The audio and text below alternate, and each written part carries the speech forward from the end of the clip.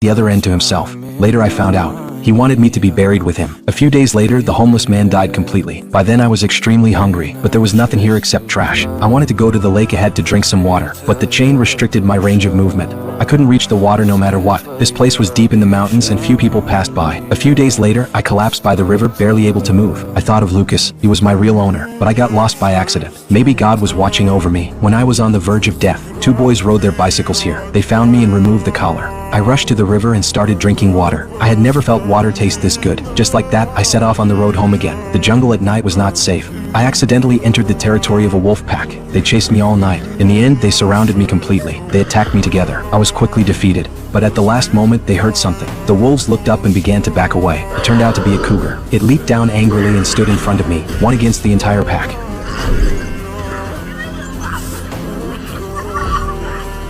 Soon the wolves were driven away by it. I recognized it too. It was the kitten I had raised since it was young. It had grown into the ruler of the jungle. The kitten gently licked my wounds and escorted me along the way. I walked side by side with it until it escorted me to the edge of the city. When it was time to part, we were both reluctant to say goodbye, but in order to find my owner, I still set off alone on the road home. Soon I returned to the familiar city, facing the traffic. I didn't know what to do. Desperate to get home, in the end I was knocked down by a car. When I came to, one of my legs was already broken. I struggled to stand up. Enduring the intense pain, I headed toward home. The surroundings became more and more familiar. I finally stopped at the door of my home, but when I excitedly knocked on the door, the one who opened it was not Lucas. I rushed inside to look for him, but what made me despair was that I could no longer smell his scent here. There was nowhere to be found. Suddenly I felt extremely tired and slowly closed my eyes. At that moment, a meow sounded. It was the mother cat who had taken me in. She came forward and kept comforting me, hoping I would pull myself together. But unexpectedly, people from animal control found this place. He was the main reason I left Lucas. I jumped out the window and escaped. Holding on to my last hope, I came to the veterans nursing home. When I appeared at the entrance, those veterans recognized me immediately. They looked at me in disbelief.